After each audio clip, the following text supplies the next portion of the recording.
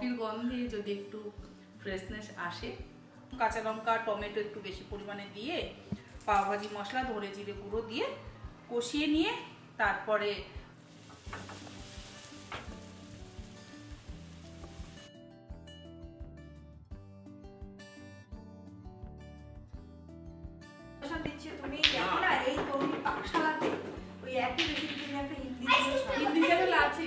সুপ্রভাত, আরো একটা নতুন দিন, নতুন সকাল, নতুন ব্লগ।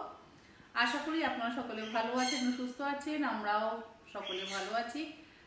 এখন বেজে গেছে সকাল 10টা, আর সকাল সকাল 4 কাপ হাতে করে আমি ব্লগ এডিট করতে বসে গেছি। সকালের কাজকর্ম মোটামুটি অনেকটাই হয়ে গেছে, ছেলে কলেজে চলে গেছে, ব্রেকফাস্টও কমপ্লিট। তো ভাবলাম ব্লগটা এডিট করে আপলোড করে দেওয়া যাক, যাতে দুপুরের মধ্যে আপনাদের কাছে পৌঁছে যায়। আসলে আপনারা অনেকেই অভিযোগ করেন যে আমি অনেক লেট করে আপনার সাথে ব্লগ শেয়ার করি, পেরে উঠি না। মানে ব্লগ আমার শ্যুট করা থাকে, কিন্তু এডিট করে আর আপলোড করা যেহেতু হয় না, সেগুলোকে আবার না আমি ডিলিট করে দিই। দূর, আজকে হচ্ছে না, থাক, পরে করবো, পরে আবার শ্যুট করবো, শ্যুট করে এইরকম না একটা মানে কুড়েমি বা আলসেমি হয়তো বলতে পারেন, বা সময়ের অভাবেও করে উঠতে পারি না। তাই ভাবলাম যে আপনারা যখন এতটাই রিকোয়েস্ট করেন, চেষ্টা করি যদি রোজ না হোক একদিন অন্তর একদিন যাতে ব্লগটা এডিট করা যায়। তো সেই চেষ্টা মানে প্রচেষ্টাই চলছে আমার। আজকে 25শে জানুয়ারি, কালকে 26শে জানুয়ারি, কালকে আবার আমাদের সোসাইটির পিকনিক আছে। অনেক বছর পর পিকনিকে যাব, তবে আজকেও আবার রাত্রে আমাদের বাড়িতে পাওভাজি পার্টি আছে। বেশ কয়েকজন আর কি এখানে এসে একটু পরিচয় হয়েছে তাদের সাথে। তো রাত্রে পাওভাজি বানাবো, সকলে একসাথে পাওভাজি খাবো। তবে তার আগে এই যে সকালবেলার কাজকর্ম সেরে এখন বেরোবো আমি আর ব্যানার্জিবাবু দুজনে মিলে একটু, আমার গন্নুকে ঘরে আনা এখনো পর্যন্ত হয়নি। এক জায়গায় দেখে এসেছি অপূর্ব সুন্দর গণেশের মূর্তি, সাদা আর গোল্ডেনের মধ্যে। তবে সেখানে না একটু ছোট সাইজ, ওই 13 না 14 ইঞ্চি, তাই না গো? 13 ইঞ্চি না? হ্যাঁ। তো আমার ইচ্ছা আছে, আমার যেহেতু ঠাকুরঘরটা বেশ অনেকটাই বড়, তো একটু বড় সাইজের গণেশের মূর্তি ঘরে আনার একজন খোঁজ দিয়েছেন।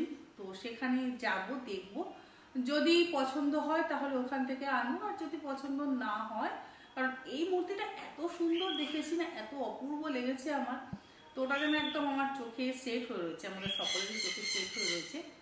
তো যদি পছন্দ না হয় তাহলে একেই নিয়ে আসবো, কারণ যে আমার ঘরে আসতে চায় তাকে আমার মনে হয় নিয়ে আসা ভালো। তা ব্যাক টু ব্যাক অনেক কাজ আছে, তাহলে চলুন শুরু করা যাক আমার রোজকার দিনলিপি। আগে এডিটটা করে নিই, তারপর বাকি কাজ করব। গেছিলাম গড়ানহাটা, আপনাদের বলেছিলাম না যে গন্নুর মূর্তির জন্য একটু বেরোবো, তো ঘুরে টুরে এলাম, কোনো কিছুই পেলাম না। অ্যাকচুয়ালি একজন আমাদের বলেছিলেন যে গড়ানহাটাতে নাকি এরকম পাথরের মূর্তি পাওয়া যায়, তা গড়ানহাটাতে কিছুই পেলাম না। পাওয়া যায় হচ্ছে চিতপুরে, আর চিতপুরে যে সমস্ত মূর্তিগুলো পাওয়া যায় সেগুলো হচ্ছে মার্বেল পাথর কেটে কেটে বড় বড় সমস্ত মূর্তি তৈরি করা হয়। তা সেই মূর্তিগুলো না যথেষ্ট বড়, অত বড় মূর্তি ঘরে রাখা, মানে অত বড় মূর্তি আর কি আমি ঘরে রাখবো না, আমি একটু ছোট সাইজের চাইছি, ওই জাস্ট 14 ইঞ্চি 15 ইঞ্চি বা 16 ইঞ্চি, এর থেকে বড় নয়। আর ওখানে যে সমস্ত মূর্তিগুলো আছে সেগুলো অনেক ভারী আর অনেক বড়। তো ভাবলাম যে পছন্দ ঠিক মতো হলো না, যেটা আমি আগে দেখে এসেছি সেটাই যেন হয়তো আমার ঘরে আসার জন্য অপেক্ষা করছে। আর এত রাস্তায় ট্রাফিক, এত মানে সময় নষ্ট হলো না, মানে যেতেই ওখানে মোটামুটি 1.5 থেকে 1.5 ঘন্টা সময় লেগে গেল। আর ঠিক মতন জায়গায় পৌঁছতেও পারলাম না, ঠিক মতন জিনিস দেখতেও পেলাম না, একটু কেমন যেন মানে কি বলবো, একটা আনইজি ফিল হচ্ছে, একটা অস্থির অস্থির লাগছে। তো ফিরে এলাম, এখন হাজবেন্ডের আবার অফিস শুরু হয়ে গেছে, তো সেই জন্য আবার তাড়াতাড়ি ফিরেও আসতে হলো। বাড়িতে আবার একজনের আসার কথা ছিল, সোফাটার একটু প্রবলেম হয়েছে, তো আসার কথা ছিল, উনিও এসে ঘুরে গেলেন। মানে চারিদিক থেকে না ঠিকঠাক মতন কাজগুলো যেন আজকে হলো না। আর কাজ যদি ঠিক না হয় না, একটা মাথার মধ্যে কেমন একটা করতে থাকে। আর বিকেলেও বাড়িতে গেস্ট আসবে, তার জন্য একটু রান্না বান্না করবো, শ্যুট আছে, এত কিছু একটা মানে হয়ে গেল, 3-4 ঘন্টা সময় নষ্ট হয়ে গেল। তো যাই হোক, ঠিক আছে, গান্নুর জন্য না হয় এইটুকু করলাম, কিন্তু এটাই বুঝতে পারছি যে যে গান্নুকে আমি দেখে এসেছি সেই হয়তো আমার ঘরে আসার জন্য অপেক্ষা করে বসে আছে। তো দেখি তাকে আবার কবে আনতে পারি। এখন একটু কফি করি, হাজব্যান্ডও অফিসে বসে গেছে, একটু কফি বানাবো, নিজেও খাবো, ওকেও দেবো, তারপরে বাকি কাজ শুরু করছি।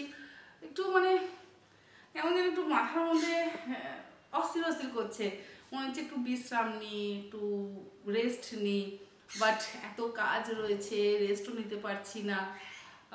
বসে একটু টিভি দেখি, এখানে টিভি নেই, মানে কারোর ব্লগ দেখি, ইউটিউব দেখি, এরকম মনে হচ্ছে, বাট কাজের প্রেশারে সেটাও যেন করে উঠতে পারছি না। এক এক সময় মনে হয় যে একটু মানে কি কেমন যে লাগছে না, আমি ঠিক বলে বোঝাতে পারবো না। যাই হোক, যাই কফি বানাই, কফির গন্ধে যদি একটু ফ্রেশনেস আসে তাহলে হয়তো আবার চাকা চালাতে পারবো।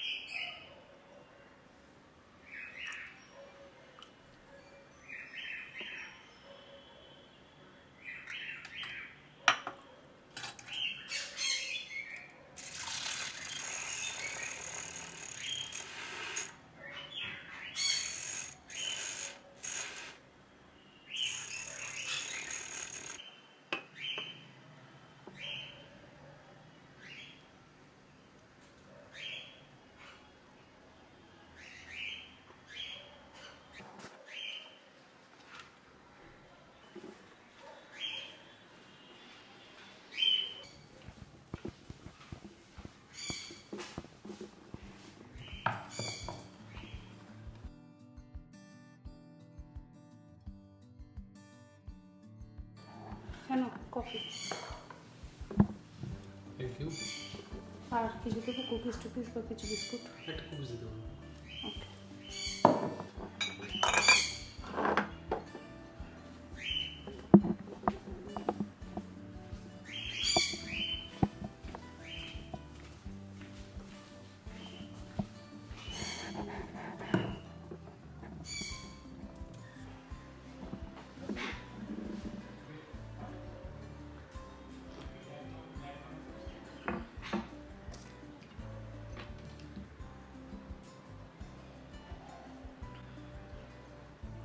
পাওভাজির জন্য প্রিপারেশন চলছে।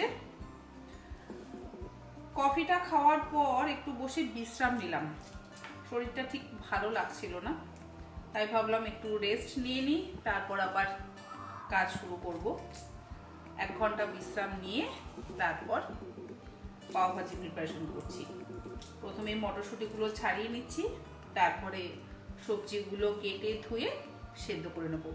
পাওভাজি বানানো খুব সহজ, মানে সবজি সেদ্ধ করে নিয়ে তারপরে পেঁয়াজ, আদা, রসুন, কাঁচা লঙ্কা, টমেটো একটু বেশি পরিমাণে দিয়ে, পাওভাজি মশলা, ধনে জিরে গুঁড়ো দিয়ে কষিয়ে নিয়ে তারপরে যে সেদ্ধ সবজিগুলো আছে সেগুলো দিয়ে ভালো করে একটু ভাজা ভাজা করে নিলেই কিন্তু পাওভাজি তৈরি। আর একটু বাটারটা বেশি দিতে হবে, অবশ্যই আমি একটু না কাসুরি মেথি ব্যবহার করি, এতে টেস্টটা আরও বেশি ভালো হয়। আর শেষে একদম ধনেপাতা কুচি দিই, ভীষণ ভালো লাগে। বম্বেতে যখন থাকতাম তখন শিখেছিলাম, আমার প্রতিবেশী পল্লবী যোশী ছিল আমার ছেলের বন্ধুর মা, তার থেকে আমি পাওভাজি রান্নাটা শিখেছি। বহু মানে মানুষের থেকে না, বিভিন্ন মানুষ এক এক জায়গায় থেকেছি, যেমন লখনৌতে যখন থেকেছি তখন লখনৌ গ্রোভার আন্টির থেকে আমি অনেক রান্না শিখেছি। দিল্লিতে যখন থেকেছি তখন নীতির থেকে, মানে নীতি ভিনরা, ওর থেকে আমি অনেক রান্না শিখেছি। বিশেষ করে আমাদের যে ওই কোন ডালটা যেন, যেটা তুমি পছন্দ করতে না, মা রাজমার ডাল, মানে না না তরকার ডাল না, কালি ডাল, যেটা ডাল মাখনি, মানে আমার হাজবেন্ড একেবারেই খেতে পছন্দ করতো না, তো নীতির থেকে আমি ওটা শিখলাম। শিখে তারপর যখন বানাই তখন সত্যি অসাধারণ হয় ওটা খেতে। পাঞ্জাবিদের বানানোর স্টাইলটাই একদম আলাদা। আর যখন বম্বেতে থাকতাম তখন মহারাষ্ট্রিয়ান আর সাউথ ইন্ডিয়ানদের থেকে অনেক রান্না শিখেছি। এরকম বিভিন্ন জায়গা থেকে বিভিন্ন রান্না শিখেছি। যাই হোক, আর সেগুলো আপনাদের সঙ্গে যে শেয়ার করতে পারি, এগুলো আমারও ভালো লাগে। এখনও বম্বের একটা রান্না আমার শেয়ার করা হয়নি, বম্বে না মহারাষ্ট্রের একটা রান্না, আলু বড়ি। যেমন আলু বড়ি, ধনিয়া বড়ি, এইগুলো খেতে কিন্তু অসম্ভব ভালো লাগে। আমি প্রথমে আলু বড়িটাকে ভেবেছিলাম আলু, তো পরে জানলাম আলু হচ্ছে কচু পাতা, যেটা গুজরাটে যেটাকে বলে পত্রা, ওটাও খেতে অসম্ভব ভালো লাগে। যাই হোক, পাওভাজিটা বানিয়ে নিই, তারপর বাকি প্রিপারেশান করবো। প্রিপারেশান বলতে তেমন কিছু না, এই কথা বলতে বলতে মটরশুঁটিগুলো ছাড়ানো হয়ে গেল। আসলে আমার গান্নুকে যতক্ষণ না বাড়িতে আনতে পারছি না, ততক্ষণ যেন শান্তি হচ্ছে না, মনটা যেন কেমন খুঁতখুত করছে। তাই যেন মনে হচ্ছে সমস্ত কাজ ফেলে দিয়ে আগে গান্নুকে নিয়ে আসি, তারপর বাকি কাজ করবো।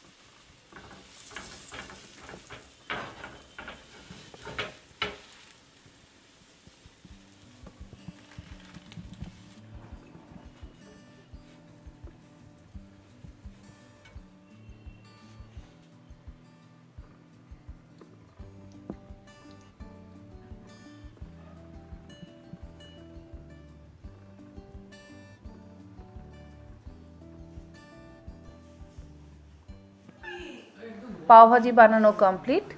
এবার আমার যারা বড় গেস্ট, এই দুই ক্ষুদে সদস্য, এদের পাওভাজি ভীষণই প্রিয়, আর এদের জন্যই আমার মেন আজকে পাওভাজি বানানো। এছাড়া আমরা তো আছি।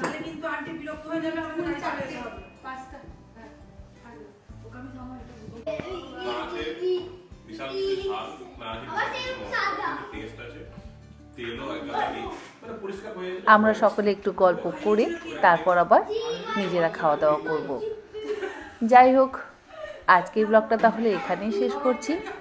আশা করি অন্যান্য ব্লগগুলোর মতন আজকের ব্লগটাও আপনাদের ভালো লাগলো, আর চেষ্টা করব খুব তাড়াতাড়ি আবার নতুন ব্লগ আপনাদের সঙ্গে শেয়ার করবার। আপনারা সকলে ভালো থাকবেন, সুস্থ থাকবেন। ধন্যবাদ।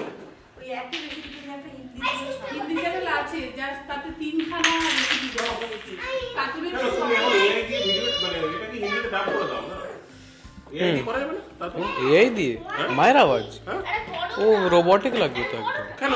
হ্যাঁ।